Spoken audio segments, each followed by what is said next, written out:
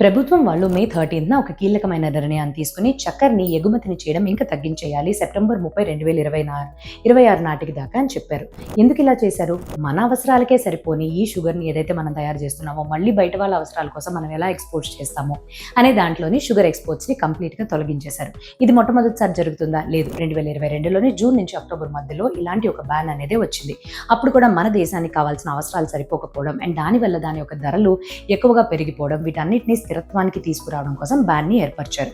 అయితే ఈసారి sugar cane వల్ల ఇంకొక అవసరం కూడా ఇంకొక డిమాండ్ కూడా ఉంది. మనం ఏదైతే షుగర్ తయారు చేస్తామో అందులో ఇథనాల్ కూడా మనకి జనరేట్ అవుతుంది. ఇథనాల్ని పెట్రోల్తో మిక్స్ చేస్తూ వాడతారు ఫ్యూయల్ కింద. సో ఈ ఫ్యూయల్ అవసరాలకి కూడా మనం షుగర్ కేన్ అనేది చాలా ఎక్కువగా డిమాండ్ అనేది పెరగడం మనం చూసాం. సో ఆ డిమాండ్ని చేరుకోవాలి అంటే ఇప్పుడు ఉండే సప్లై తగ్గిపోతుంది ఎక్స్పోర్ట్స్ చేస్తే. అండ్ రెండవది, ఇటీవల రాబోయే సౌత్ వెస్ట్ మాన్సూన్స్ అంటే వర్షాలు కూడా ఈ సంవత్సరం అనీవన్గా ఉంటాయి అని ముందే హెచ్చరిక జారీ చేయడంతో ఇంకా భయపడిపోతూ ఎక్స్పోర్ట్స్ అనేవి తగ్గించేశారు. సో మార్కెట్ వెంటనే ఏవైతే షుగర్లో డీల్ చేసే కంపెనీస్ అనేవి బలరాంపురి, చీనీ అవ్వచ్చు, బన్నారి అమ్మన్, త్రివేణి, రేణుకా షుగర్స్ ఇవన్నిటినీ కూడా చూస్తే వాళ్ళ యొక్క స్టాక్ ప్రైసెస్ 1.3% నుంచి 2% దాకా పడిపోవడం చూసాం. ఎందుకు? ఎక్స్పోర్ట్స్ అనేవి తగ్గిపోతే వాళ్ళకి వచ్చే ఆదాయం తగ్గిపోతుంది. సో అందుకనే మార్కెట్ ఇలా నెగిటివ్గా రియాక్ట్ అయింది.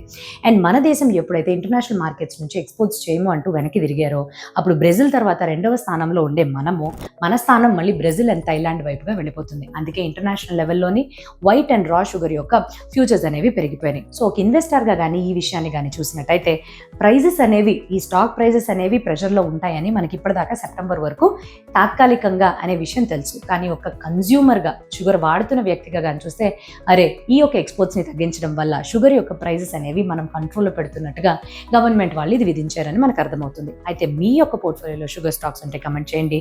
షుగర్ స్టాక్స్ కొనాలి అని అనుకుంటున్న వాళ్ళు కూడా కమెంట్స్లో మీ యొక్క అభిప్రాయం తెలియపరచడం మర్చిపోకండి. Thank you.